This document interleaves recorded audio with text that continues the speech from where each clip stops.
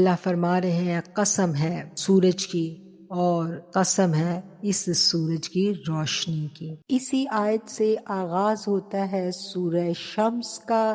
سورہ شمس کی ابتدا میں اللہ کریم نے 11 قسمیں کھائی اور اس کے بعد میرا رب فرما رہا ہے وَنَفْسٍ وَمَا سَوَّاهَا، قسم ہے نفس کی اور اس کو درست کرنے والے کی، فَأَلْهَمَهَا فُجُورَهَا وَتَقْوَاهَا، کہ جب میں نے انسان کو بنا دیا، اس کو بالکل درست کر لیا، تو پھر اس میں نے الہام کر دیا نافرمانی کو اور پارسائی کو۔ یعنی جب انسان کو اللہ تعالیٰ نے بنایا تو اللہ نے اس میں تقوی اور فجور دونوں چیزیں الہام کر دی۔ اب یہ دونوں چیزیں اس کے اندر موجود ہیں۔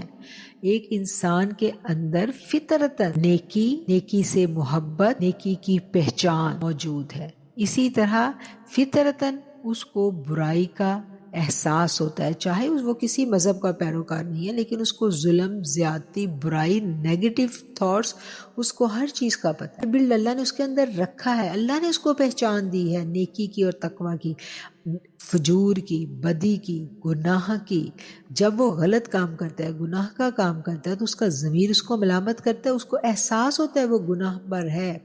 اس میں مسلم اور نان مسلم کی کوئی قید نہیں ہے، جو بھی انسان ہے اس کے اندر یہ چیزیں موجود ہیں۔ اور آگے اللہ نے کیا کہا؟ قد افلح من زکاہا، یقیناً وہ فلاح پا گیا، یقیناً وہ کامیاب ہو گیا جس نے اپنے نفس کو پاک کر لیا، اور یقیناً وہ نامراد ہو گیا جس نے اس کو خاک آلود کر لیا۔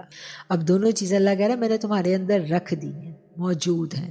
اب ان دونوں چیزوں میں سے ایک چیز کو تم نے ڈومینیٹ کرنا ہے۔ ڈومینیٹ کیسے کرنا ہے؟